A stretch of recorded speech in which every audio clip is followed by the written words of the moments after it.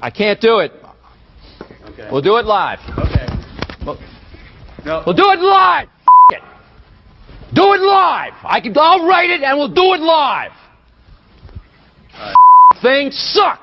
Here we go. It's another edition of the Daily Puck Drop here, your daily sports podcast. Yes, I know we're a few minutes late. Sorry.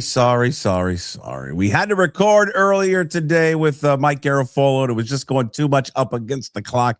We couldn't get it in. Mike's got some things going on, so we had to get in that recording here before we started the show. You're going to hear from Garafolo coming up here momentarily. We'll talk about just a wild story that broke last night in Michigan and just the ripple effect that it's going to have here in college football. Ripple effect here that's going to have in Seattle with Washington, with Jedd Fisch, with Kalen DeBoer, potentially with an Alabama opening, all of it. Give you the very latest of what we're hearing on the WSU coaches search. It's Thursday. That means Mitch Levy, KJ-Arent is coming up a little bit later in the program. But again, before we start, we thank Limback Lumber. Limback Lumber, of course, brings you this show every single day. Without their support, we would not be able to do this every single day. So big thanks to Limback Lumber and also an army of our sponsors that we have. Give Limback Lumber a call, 206-782-3487. Visit them online at limbacklumber.com. They are going to take care of you because they are in the business of taking care of other people. They also would like to point out that if you are, whatever your nearest local food bank is, doesn't matter where, but wherever it is, please, if you can, reach out and help out. Whether you volunteer, send some food, send some money, your nearest local food bank, especially around the holidays, with Christmas coming up here shortly. See if you can reach out. Limback Lumber is very a prominent figure with the Ballard Food Bank here. And so they would like for me to encourage all of you to help out if you can. All right. You can help me out on social media. Puck Sports everywhere except for TikTok. It's Puck_sports. And of course, pucksports.com. You can find up everything that we do there. Plus, you can find out how to sign up to be a Puck's Posse member. It gives you access to everything. It shows support for everything we do here daily. Plus, we give you bonus shows throughout the week. KJ-Arent's coming up today. We play the live show. You get the full show during the live daily Puck Drop, but once it's over, only place to watch and listen to it is via the Puck's Posse membership. Also, another edition of Inside Pitch with Ryan Divish is out now, so you can go and check that out. The Michigan news, we're going to get to all that coming up a little bit later in the show. Sharon Moore, the inappropriate relationship with a female staffer. If you read through more of it, he apparently got her impregnated, forced her to have an abortion, doubled her salary. It went wrong. And then he went over there allegedly, threatened to harm himself and her. He has been arrested. He is still in custody, as we know, at this moment. So he's been fired with cause. Candidates immediately jump out because we just pivot from that right to who all the candidates are. And the prominent figures are two local guys. One is Kalen DeBoer, Alabama. The other one is Jedd Fisch. Jedd Fisch's name is splashed everywhere about taking that Michigan job. He was an assistant there. So we'll see. Jason Eck's name has been mentioned. I don't think that's a fit. New Mexico 1 year. He's holding out for the Wisconsin job because he was an offensive lineman. Name that's been brought up a little bit, I think would be a home run for Michigan, would be Kenny Dillingham. But would Dillingham leave Arizona State to take that job? But again, the two prominent figures being mentioned right now are Kalen DeBoer at Alabama and Jedd Fisch there at Washington. All right. We're going to get more into that with Mitch Levy. KJ-Arent's coming up here at a little bit later in the program. We always catch up every single Thursday with the man that breaks all the news. He's our NFL insider. Ladies and gentlemen, it is Mike Garafolo from the NFL Network. Ladies and gentlemen, we've got the number one NFL newsbreaker, NFL reporter, and sushi aficionado, Mike Garafolo, with us. His weekly appearance brought to you by Hartley & Hartley Insurance, your trusted family-owned insurance experts in the Puget Sound area since 1978. Honesty, fairness, integrity. Contact Jamie Hartley when he's not playing golf, and he's not playing right now because we've got an atmospheric river running through this city and this state. 253-565-8700. Also, Zogs on Fox Island, perfect spot to grab a cold beer, hang out with friends, catch the game. Check out Zogs, all their hours and event times on Facebook and Instagram.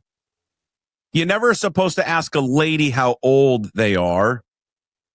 I don't know if those rules apply to a man. I don't think they do. I think are you in the mid-40s? Where are you at, Mike? Right in the middle, 45. Right in the middle. Okay. Could you envision yourself getting out of bed and saying, I'm going to suit up and play this weekend? At 45 years old, throw on the helmet and the cleats and say, F it. I'll go throw the football around again one more time. It's hard to do that for the average person because I didn't do that at 25, right? So we did on Good Morning Football. Kyle kind of put it out there, and then we had a little mini chat about it about, what did you do? What did you do when you were 25 that you just know would just break you now? Right. Like, what's your Phillip Rivers? And the best I could come up with, because he did Kyle asked me, when's the last time you did a full on sprint? And I was like, well, yesterday, because that's actually part of what I do. Like, I just, there are certain athletic things I can't do, but certain things that I commit to doing as part of my regimen. And the reason that I sprint is because it's over a lot faster than a 5-mile run, right? Like, you do it. I'd rather be done. I understand it's like a lot of, you could say you're sprinting, but jog it. Like, no, I'll really get after it. But after, my buddy runs marathons, and I'm like, I ran 10 miles. I did that 3 to 4 times, I want to say. There's a 10-mile race in Philly, Broad Street run. You run right down Broad Street. It's a great run. Mm. And I remember at the end of it thinking, I'm not even halfway done a marathon. Like, how in the world would I ever run 26 miles? So that's not me, but I do the sprinting thing. So the best I could come up with is I played in high school. And I played in cold weather games.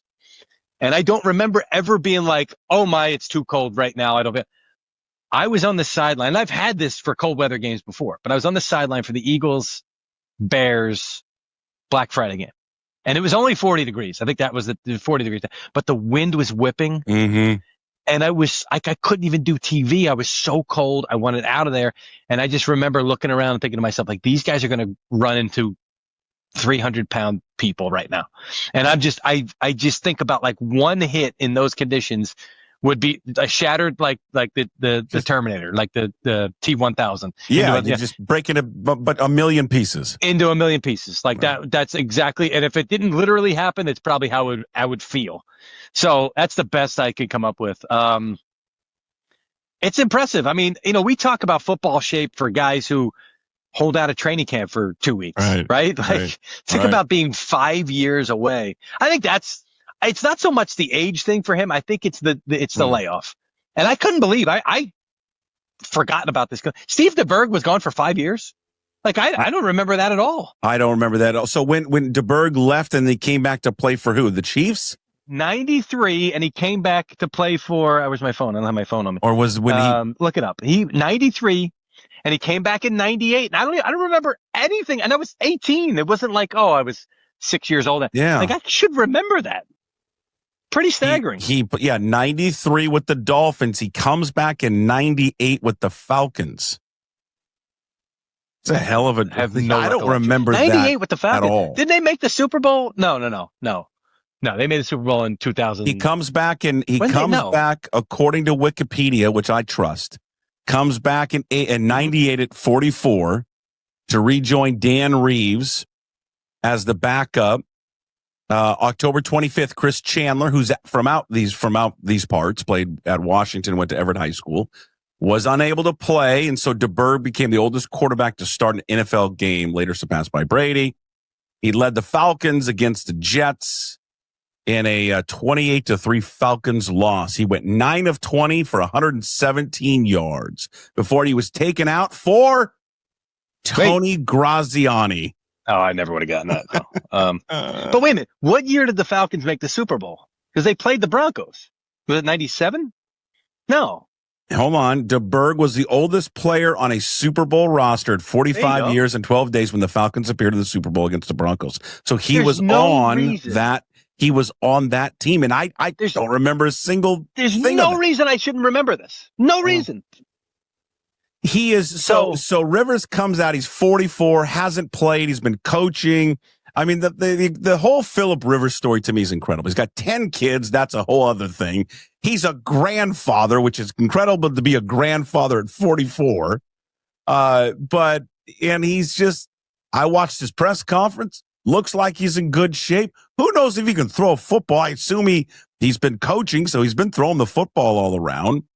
What are the odds that he does start against Seattle on Sunday? Fairly high, you think? The Riley Leonard full participant is the only thing that threw me a little bit there, because it's like, well, wait a minute, hold on. That's the guy that would have started. So maybe he gets one game but you don't have the luxury of that. And I'll make calls later today and find out, because today it was like, let's see how Wednesday, Thursday goes, and then we'll make a decision. So today's really going to be the day that we really find out whether he's truly got a shot. Because once you get into Friday, it's basically a glorified walkthrough for a lot of teams. So today was supposed to be the day that they were going to make a real decision internally. You don't go through all this to not have him play, right? So the only way he doesn't play is it's some kind of like, hey, I practiced the last 2 days and boy, I could barely get out of bed today, like that kind of thing. But he's there today and out of bed, so I assume he was fine after yesterday. So yeah, I think you don't have that luxury right now. It'd be a different story if, you'd won a couple games recently and you have a little bit of a cushion. They don't have that right now. So he's got to get in there. He's got to play. I think even if you alternated series, right? If you had him play just a little bit and just get acclimated that way and split time with Riley Leonard, I don't advocate for two quarterbacks ever. Right. But in this case, that would be, so we'll see how it goes. I gotta nose around today and find out. Everybody wants to see him play. I want to see him play. Like, who doesn't want to see this guy play? It's one of the great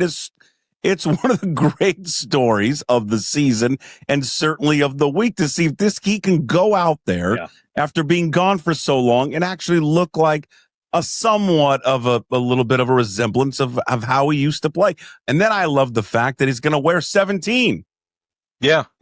Which the NFL approved. Yeah. Which is great. I mean, even they understand the magnitude of this. For people who don't know, Daniel Jones, maybe there's one person out there. It's like, well, why is that so important? Well, Daniel Jones was wearing 17, and I can't wait. I think it's great.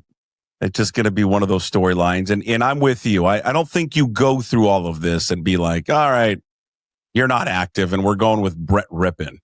Yeah. There are some details of his story, even some of the stuff that I was hearing about how it came together. Now, what you need to understand is this was not like, he's minding his own business. We just finished our high school season and the phone and Shane Steichen and some kind of like Hollywood type, calling a cop out of retirement type thing. He was actively communicating with Steichen for a variety of reasons. They are close. They run the similar offense. I saw somebody say they run the same offense in high school.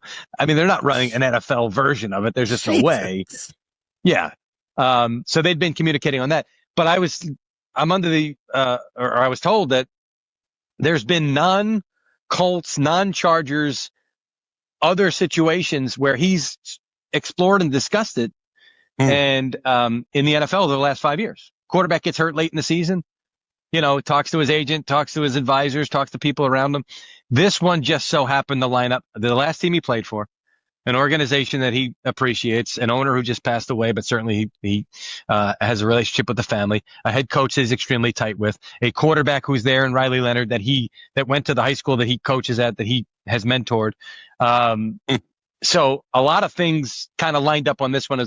And even to the point where he got on the plane, worked out, and was still that last day before he signed, there was still conversations of, am I doing this for the right reasons? Right. And the right reasons being, I'd love to win the Lombardi Trophy, right? We're sort of in the, I'd love to be able to mentor Leonard. I'd love to be able to help Shane Steichen not get fired. I mean, I'm not saying, I'm just in my head, I'm sure that was, part of helping Shane Steichen, because he's resetting the Hall of Fame clock. And that's a big thing. I know that's amazing to me. So explain it for people who don't understand. It doesn't reset, right? If I understand this correctly, if he remains on the practice squad, but if he's active, it resets. Yeah. Takes a snap. I think so. They said if he's on the active roster, it resets. Now, what I assume is, I have to further clarify, the minute he's elevated, because you can be elevated from the practice squad, but you're not technically on the active roster. You're elevated to the roster for a day so you can be active. But at some point he's going to be active, right? Like it's no matter how it happens. And as soon as he's active, then that restarts the clock and he's got to wait another 5 years, which you're currently in a little bit of a cluster with Drew Brees, with Eli Manning. Trying to remember who else, Ben Roethlisberger, right? And now, Aaron Rodgers is going to join the fray. Tom Brady's in the mix. Who am I missing? There's somebody else that is retired, has retired. So anyway, you're potentially getting yourself in a logjam. Yeah. Now you did make the semifinals now, and you should feel good about getting in the short term. And maybe this helps you. Maybe you come back, you play great, and it helps your resume to be like, look, this guy was so good. He was off for 5 years, came back and played well. Who knows? But in the end, that's kind of stuff was secondary to a game. I love how much he loves the game. Right? Like I love that he's still a high school coach. I love that he's still involved. I love that he communicates with, he was a mentor. This is the other part. He was a mentor for Sam Darnold because they were all rep by CAA, the same agency. Sam Darnold, Josh Allen, and I think Kyle Allen was the third one.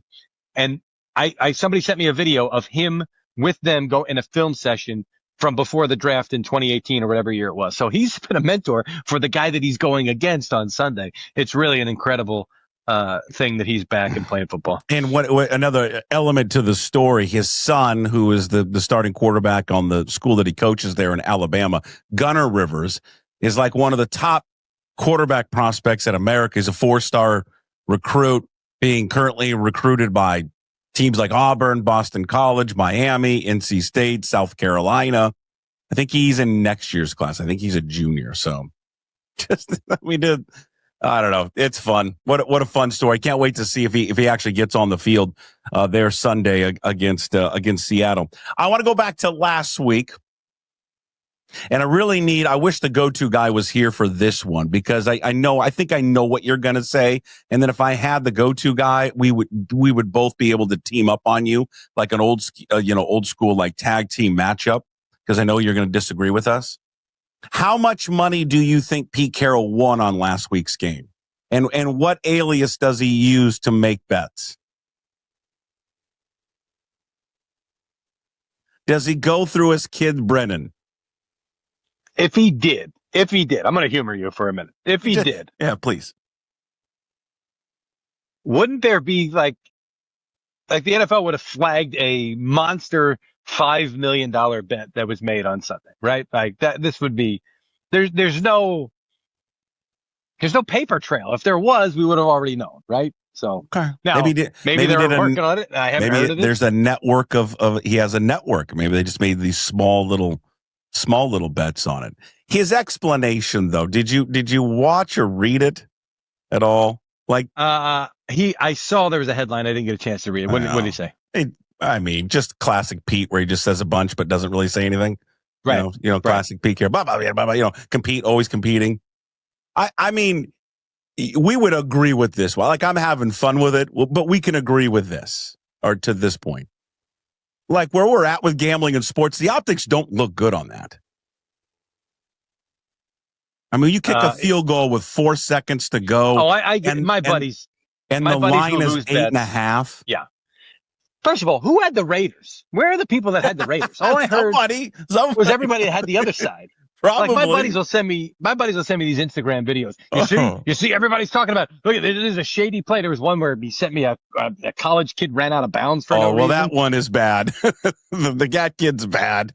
Well, so I'm not saying that kid. The University of Buffalo kid that was going to score a touchdown then runs out of bounds. All right, but theoretically, who's more likely to have taken money, right?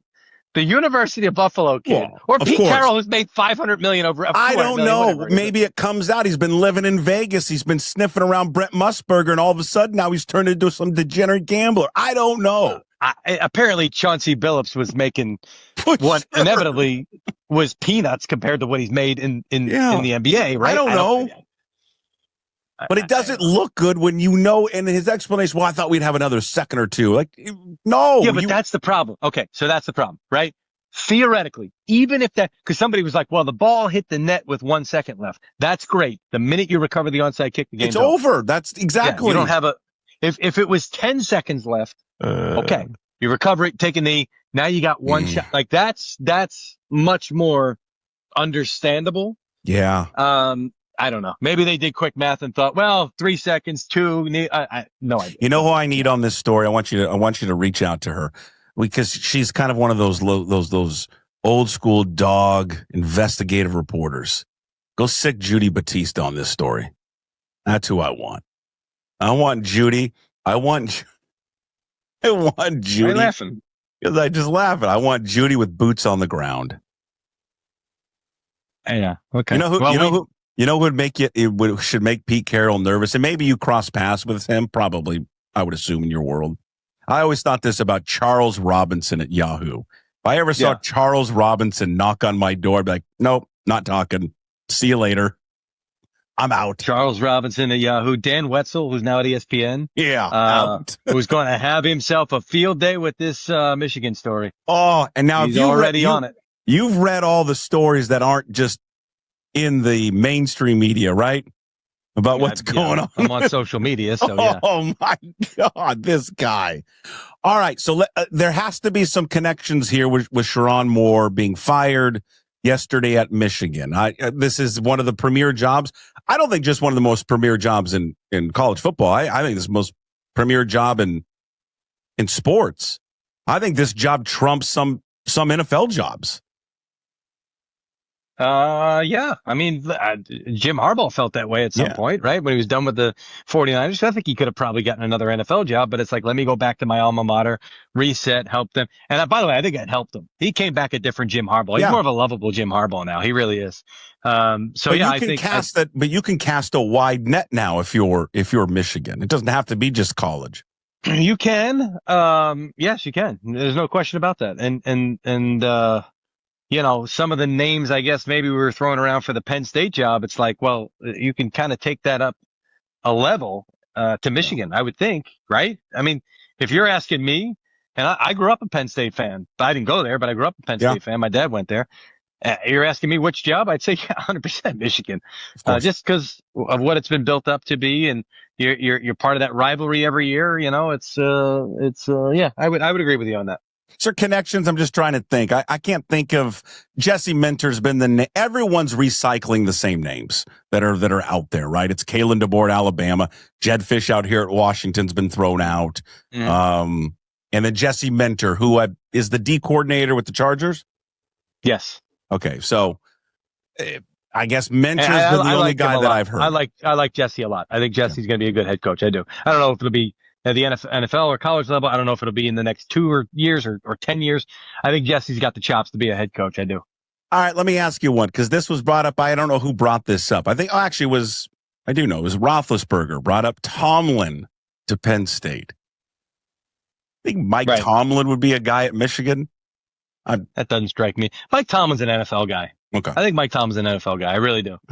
Because I've heard people speculate about, and by the way, he didn't have to go to college, right? I know you said this trumps some NFL jobs, but he didn't have to go to college. He will get a job in the NFL if he wants another job in the NFL, which he's not going to get fired. It would have to be him sort of, hey, agreeing it's time to go our separate ways here. What's Tom? Do you know what Tom Brady's role is with Michigan, other than just being obviously an alum? Does he have anything to do with the athletic department or at all? I mean, it has anything to do with whatever he wants to have anything to do with there, I would think, right?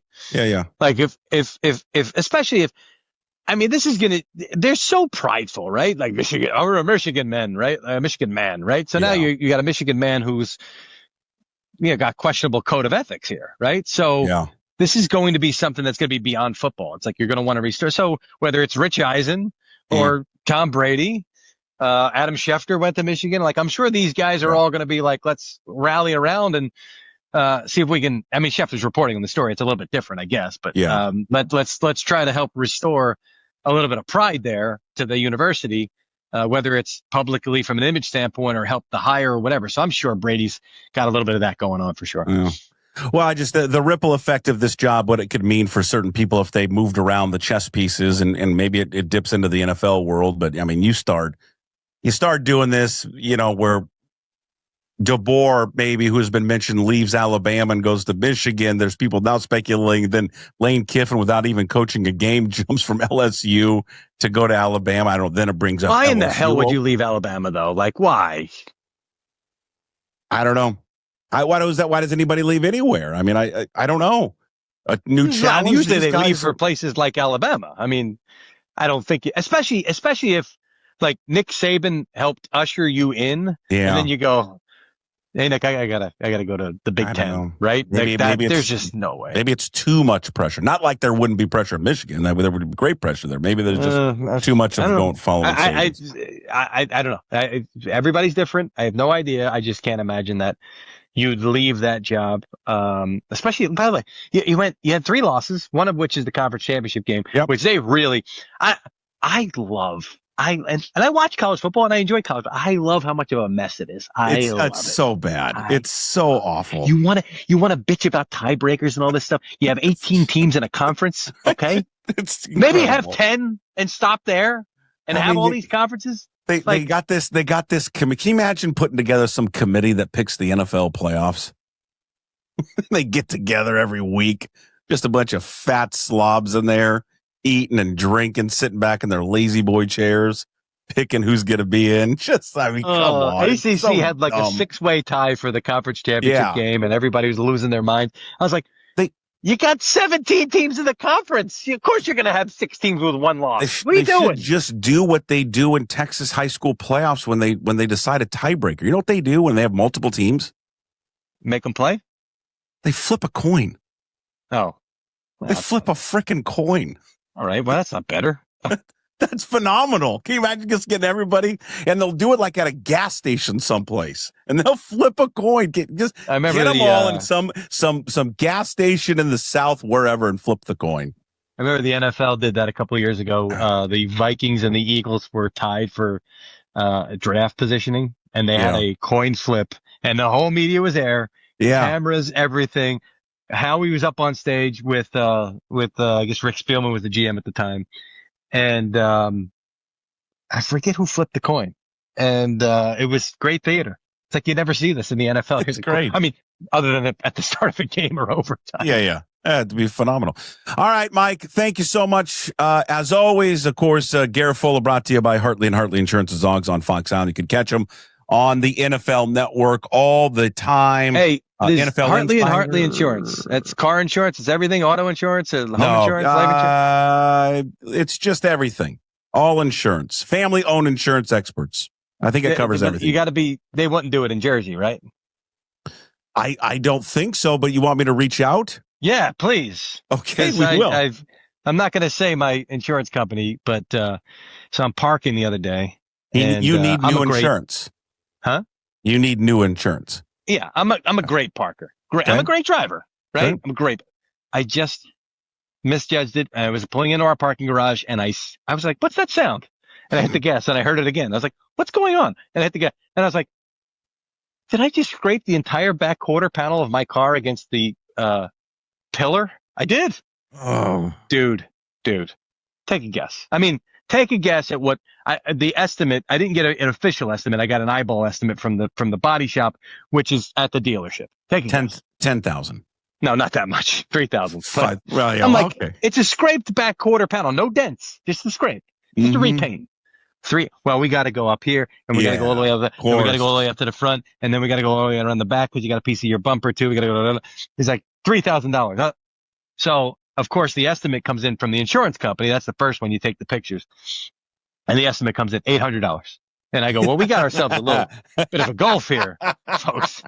Okay. So I called the body shop. Nah, they always come in low. Don't worry about it. Then we'll call them. And I'm like, okay, you get 8, you get them up to like 12. How are you going to get them to 3,000? Scammers. And then my wife's freaking out. But your premium's going to go up. I said, I haven't had a claim. I looked it up. I haven't had a claim since 2009. And I don't even remember what the claim was. You're good. I had one. It's great. No, I had one time, right? So I know you got to go. So they got the snow and they plowed the snow, but it piled up in the street. So the cars were closer together. So I'm parallel parking on the left side, and I'm not thinking about the right side because usually it's and all of a sudden, boom! I was like, what? Because the cars were so close together. I didn't even look. So I go out and look. So now the guy's got a front bumper. Okay. The side of the bumper that is so banged up and it was rusted. There was a hole because of the rust. Rusted through. It was a 1998 Nissan Altima or Maxima or something. So I leave him a note, right? And he calls me and he goes, that's $1,800 worth of damage. I'm like, bro, you had $5,000 worth of damage before I even touched your car. Okay. So I know what's happening here. I go, okay, I'm going to call my insurance company. Right. And that's I never heard from the guy ever again. Yeah, of course not. Of course not. I put the claim in. Yeah. And I double checked. I was like, you know what? No payments were ever made. It said right there. So. It's the way it goes. I'm going to contact Jamie. I'll put you guys in contact and you guys can figure it all out. He's going to take care of you, I bet. I mean, you know what? Even if he doesn't do it, he'll probably do it. All right. Well, we'll see you on the network and we'll talk to you next week. Thanks, Mike. You got it. Thanks, Puck. Drink Georgetown Tavern Beer, your new locally brewed domestic style lager. 4.2% alcohol. Cheap, good, local. All right, here we go. It's thank you to Mike Garafolo. Appreciate him jumping on, talking all things NFL. We transition now to the one and only. Ladies and gentlemen, coming up right now, it's a live edition of KJ-Arent with Mitchell Reed Levy. Again, as always, the entire KJ-Arent's episode runs in its entirety during the Daily Puck Drop, as Mitch knows and loves. But once it's over, the only place to watch or listen to it is if you're a Puck's Posse member, sign up at pucksports.com, or a patron, Mitch Unfiltered. Not true this week.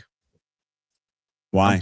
I'm playing a portion of it on episode 362. If it's worthy and if it's anything outside of why didn't I ask Rick Neuheisel about the Washington State gig, because God knows there's nothing else going on in the world of sports except Washington State. You just admit that you forgot to ask him. The biggest story of the weekend, and you didn't ask him. The biggest story of the weekend. Locally, the guy Rick Neuheisel says he wants to coach Wazoo, and you don't ask him? Come on.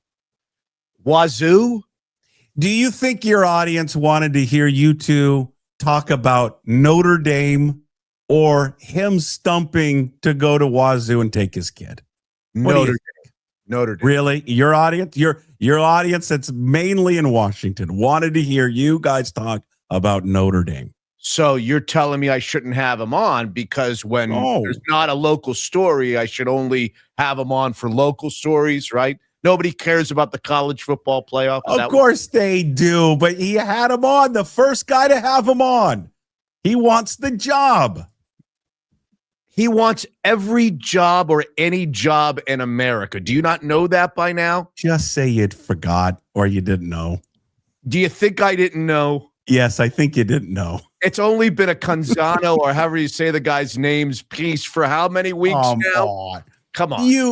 There's no other explanation. I did forget, but if you think I didn't know that he was being floated, he and his son were being floated the Washington State job, I've got a piece of property in log. Yes, if you want to know, it completely flew over my mind. I regret it. What do you want from me? He was on KJR. The next morning, he was. I don't listen to that. I only listen to Neuheisel with Mitch Unfiltered, and I couldn't wait for it to come out on Monday. I listened to it all, but I fast forward to Neuheisel. Okay, all I could tell you is under the conditions which I recorded the interview. You don't know when I recorded the interview. You don't know under the condition. You don't know anything about the backdrop of the story. But yes. The truth is that it went right over my head. But this has been going on for weeks. It hasn't been going on for weeks. It hasn't.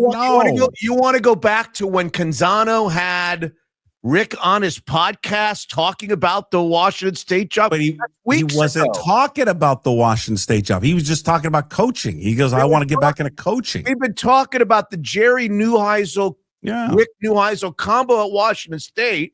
How could I miss that? I mean, I follow you on Twitter. How could I miss that? I don't know. Come on. That's all you talk about is the Washington State job.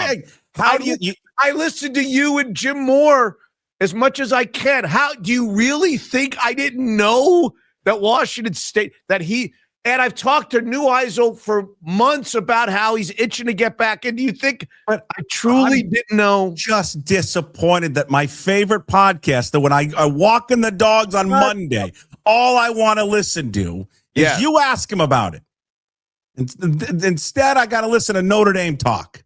It was more than just Notre Dame talk. It was fabulous college football. It was great, but I wanted to hear you grill him on Wazoo. I said it to you a million times already in this show. It went like this.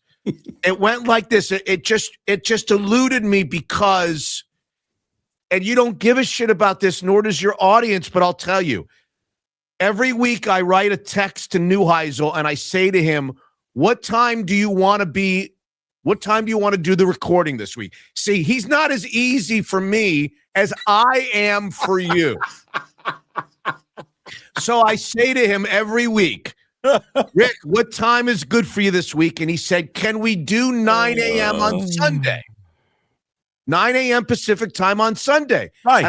And I said, sure. And then I realized that the playoff teams and seedings and bracket were going to come out at 9:30. So I write him back and I say, Rick, we can't do it before we get the brackets because I'm airing this on Monday. We got to have the brackets when we do the show. And he said, okay, let's do it right after the brackets are announced. Well, they were announced at 9:30 a.m. Pacific time on Sunday.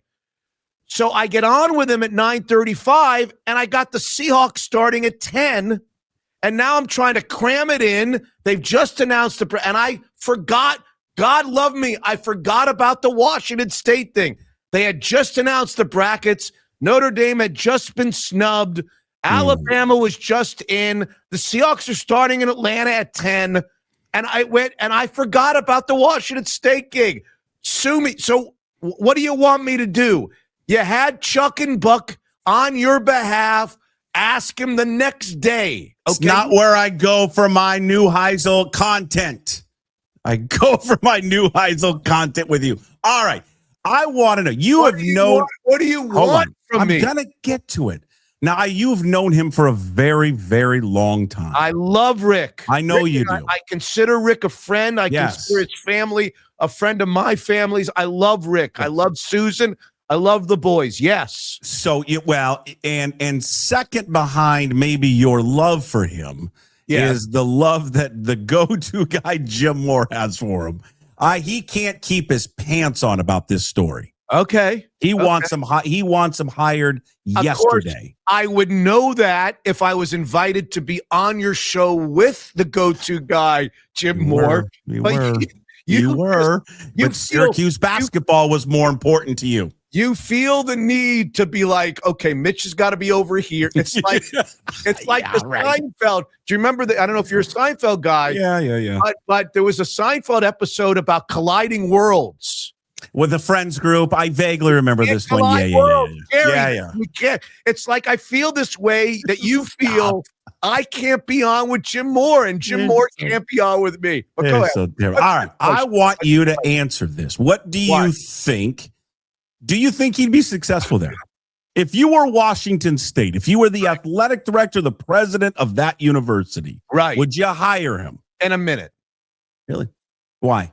In a heartbeat. Now that's two questions. You asked me two different questions. I know. The first question, I'm not going to sit here and tell you whether he'd be successful or not be successful. That's really a question for you and Jim and everybody who kind of follows the Washington State program. I don't know enough about how they get people in there and what kind of money they have. There's so much that goes into would he be successful. For me to sit here and give you an answer would be disingenuous. I just don't know the situation like you guys. Would I hire him? Hell yeah. Hell yeah. It's splashy. It's sexy. It puts Washington State in the news.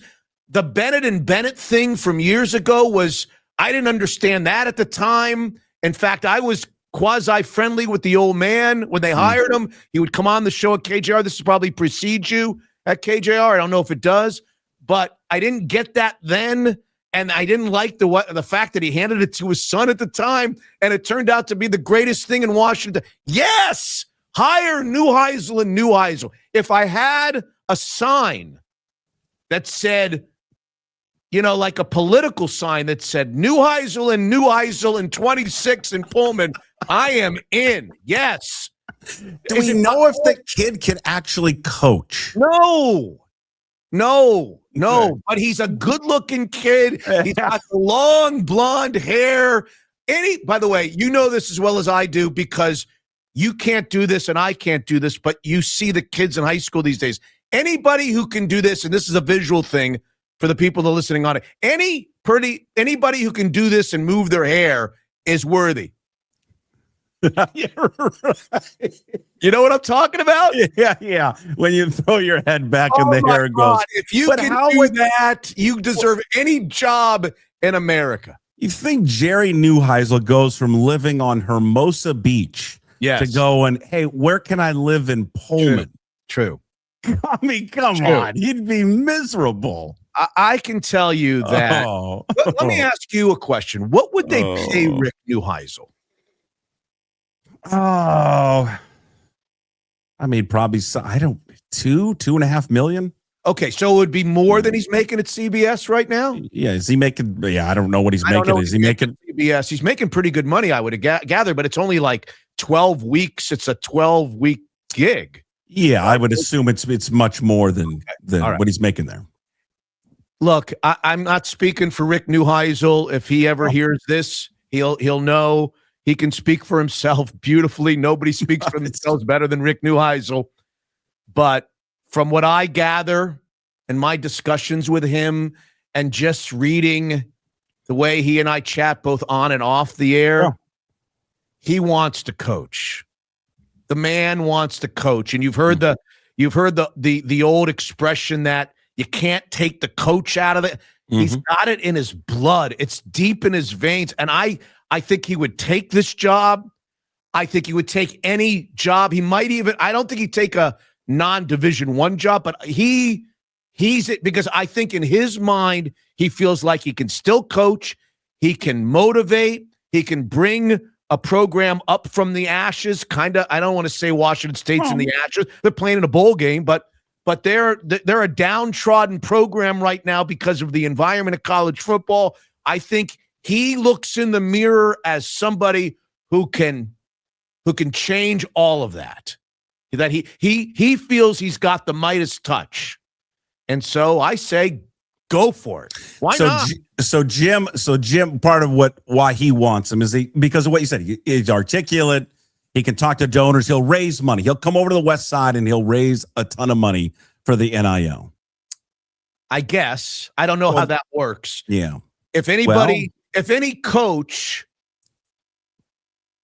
if there's any coach that has the gift of being able to do that, he's the guy he can talk your socks off. He will maximize whatever somebody in that position would be able to do. I don't know. Again, I don't want to speak to the issues at Washington State because I don't know them. Mitch Levy, KJ-Arent's Mitch Unfiltered, another edition of KJ-Arent's. And again, the entire KJ-Arent's airs in its entirety, as you just watched or listened to, during the live daily puck drop. Once the live daily puck drop is over, only place to watch or listen to it is if you are a Puck's Posse member. Go sign up at pucksports.com, or if you are a patron of Mitch Unfiltered, you can listen to it there as well. Big thanks to Mitch. All right, before we wrap up the show, I do want to get you a highlight from Ryan Divish yesterday. Speaking of being a Puck's Posse member, if you are, you can get full access to Ryan Divish. As I caught up with him yesterday at the winter meetings, he was flying home from the winter meetings back there to Montana. We talked about options at second base, Jorge Polanco. What are they going to do with Luis Castillo? Is he still on the trade block? What other moves do they potentially have up their sleeve? What options do they have after the Harry Ford trade as backup catcher? That full episode is available now for Puck's Posse members by going to pucksports.com. Interesting thing, at least from a Mariners perspective, is Jorge Polanco. Where are we at? It seems like what you and Adam wrote at the Seattle Times, and again, seattletimes.com, Mariners would prefer a 2-year deal, maybe with an option of a third year, but 2 years is kind of where they're at. And then the agent for Polanco is pushing for 4 years. You guys had talked about or had written about a little bit. I think there was an ESPN report saying, hey, Polanco wants to get a deal done this week. Still, of course, a few days left here in this week. How far are they apart? And should Mariner fans start preparing for themselves of not having Polanco on the roster next year? I think it's kind of just like the Polanco and his agent, Ulysses Cabrera, who's also Julio's agent, and I think he has one other guy on the team. They know where the Mariners are at. I don't think the Mariners are going to give in on the third year. They might put a vesting option similar to this year that's easily attainable for, that we give in the third year, but they're not. I don't think they're going to cave and give in. The thing is like, and then the Pirates, from what I've heard, is the Pirates are willing to give him that third year, maybe even the fourth year. So that's, it's a bigger amount of money overall. And to me, I guess it basically just comes down to, does Polanco want to go somewhere new again to a team that isn't going to win, has no chance of winning, for more money? Or does he want to take a 2-year deal here and have a chance to win in a place that he's very comfortable with, that he likes? And then, in 2 years, you can still go out and get another 2-year deal if you really look at it. So again, that's Ryan Divish from yesterday, Inside Pitch. If you want to watch or listen to more of that, sign up to be a Puck's Posse member at pucksports.com. Again, we get to the trade of Harry Ford and what that means now for the backup catcher situation and other options. If Polanco doesn't come back, what are the other options that the Mariners will look into at second base and other hitters? We talked about this yesterday on Hey, What the Puck. I would be pretty aggressive to try and get Polanco back. All right, before we get to On This Day, and then we'll do Hey, What the Puck, a couple of other house notes other than just the Michigan news. And again, throughout the day will be fascinating to watch after they fired Moore yesterday, who will be taking over at Michigan. As we were telling Mitch there in KJ-Arent, the two leading candidates, again, just the leading candidates from the perspective of people that are putting out their lists. The two people that are on everyone's list right now, Kalen DeBoer is number 1 and Jedd Fisch is number 2. So what happened yesterday with Moore, firing him at Michigan, the ripple effect is going to affect some programs, obviously, in college football, and it could affect Alabama, which then would have an opening. Then would Lane Kiffin jump from LSU to Alabama? What does it mean for Jedd Fisch? Jedd Fisch does have a history at Michigan, being an assistant coach there. He's put together a fine recruiting class. I mean, it was top 15, was it not, in America? Would he then, if he went to Michigan, there's the Underwood kid there already. Would he bring in Devon Williams with him? I think at least for Jedd Fisch, what's important about his name being out there so prominently for this Michigan job is, if he doesn't take it, contract extension time. Therefore, Jedd Fisch. We'll see. We'll see if they don't get DeBoer, do they turn their attention to Jedd Fisch? All right. On this day in the world of sports and other of historical events, December 11th, 2009. I remember this. This was just after Thanksgiving. This was all the coverage of this story. Officially in 2009, Tiger Woods announcing that he was leaving golf to concentrate on his marriage. And obviously with the infidelity and everything that had happened in that, he would come back, but his career obviously was rocky after that, the marriage. And then, of course, a few years ago, you go back, it's 6 years ago, where he wins the Masters in 2019. But Tiger Woods, back in 2009, announcing he was stepping away from golf. I think he went into rehab. Then he go into sex rehab there, and eventually comes back to the sport. He forever kind of changed, still wins at a great rate and all that kind of stuff, but forever changed there in the world, or in the eyes of many. 1951, one of the greats in baseball, Joe DiMaggio, retiring from the sport of baseball. On this day, December 11th, 1951. All right. We'll wrap up the show with this. Hey, What the Puck, brought to you by Restoration One of North Seattle. Your restoration company lets you avoid the stress of water, fire, and mold damage with their property restoration services. Locally owned and operated. Make them your first call. Reach out to them and visit their website at restoration1.com, the North Seattle franchise. I'll pick up on this. We talked a little bit about it, I think, on yesterday's show with Jim, and just we touched on it briefly there. With Mitch, this young man that plays at Rainier Beach, Tyron Stokes, an amazing basketball player. If you are a basketball fan and can go and watch him play, I would encourage you to do so. You know, you're going to see all the social media highlights that splash across, X and Instagram and TikTok of his dunks, and they're incredible. I mean, I can't stop watching it. Watch it with my own eyes. That guy nearly jumped over a kid at Blanchette to dunk. Okay, he's incredible. The athletic skills are off the charts. What makes him, and I don't know what has led him to Rainier Beach. I have no idea. I'm not sure that I really care. He's there, fine. Yes, and there's these speculation and rumors, and everyone says the same thing. Or he has a bad attitude, and that's why he keeps moving around. Again, I don't know. I have zero clue. I watched the kid play an entire game and watched him away from the ball, how he interacted with the fans and teammates. He's the number one target for fans. I don't think there was anything that the opposing fans did that day that crossed the line, but chance of overrated and all of that right in front of him. He never reacted. He never did anything, never made a gesture to anyone. But I watched him off the ball. Does he play hard on every single play? Well, no. Does anyone really play hard on every single play? But he's, to me, fantastic teammate. Always looking out for his teammates during the game. He is an unbelievable passer of the basketball. I mean, just unreal. And the little things. I mean, it's the dunks and the highlights and the threes that get everyone's attention. But to watch him look and understand where guys are going to be. I mean, yeah, it's very LeBron-like. It's very like what Magic played with.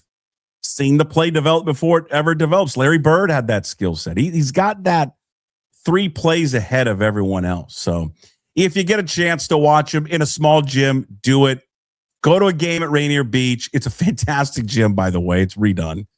Get in there early, buy the ticket. They're like $6 for a JV game. Sit and watch the JV team play, and then watch him play before he gets to the state tournament, which, again, they are going to roll through everyone. They got a big test coming up with O'Day on Saturday, so I'm intrigued to see what O'Day can do. They're always a great basketball program. Jason Kerr is a terrific basketball coach, so that should be a fun game to watch. But get out there and watch this young man play. All right, that's Hey, What the Puck, brought to you by Restoration One. Reach out to him for any damage, water, fire, mold. I mean, there's going to be plenty of damage here with these floods. And again, hopefully everyone's safe and sound. But if you need any help, they're going to help you, especially right now. Restoration1.com, the North Seattle franchise. That is it for us. Thank you for everyone watching and listening today. Thank you to all the sponsors, Limbeck Lumber, Zogs on Fox Island, Hartley and Hartley Insurance, Georgetown Beer, as always, Flat Stick, and Restoration One. Today's Daily Puck Drop up on YouTube. When you're there, we'll say this every day. Please hit that subscribe button. You may be watching the videos live later. Hit that subscribe button, please. Also, find your Daily Puck Drop on all your favorite podcast platforms, if I can spit it out, Apple and Spotify. And you can find everything up at pucksports.com. There you can sign up to become a Pucks Posse member. You get all the benefits of everything that we do every single day. Plus, we give you bonus shows throughout the week. Inside Pitch with Divish, and also the episode with Mitch, KJ-Arent. We air it during the live DPD, but once it's over, the only place to watch and listen to the full show is if you're a Pucks Posse member. All right. Thank you to one and all. Appreciate you checking in. Sorry that we were a little late today. We will talk to you tomorrow, Thursday or Friday's edition. Egan's back. Moore's back. Got our handicapper back. We'll do the last word with Bob Condotta on the Seahawks. Jam-packed Friday, as it always is. We'll see you tomorrow. As always, promise to be better. No shoes, no ties. Would anybody like to smoke some pot? Yeah. I was born to lick your face. I was born to rub you, but you were born to Well, thank you, Bruce. What do you need my address for? We like the song out, man. Mother of mercy, I don't speak Japanese!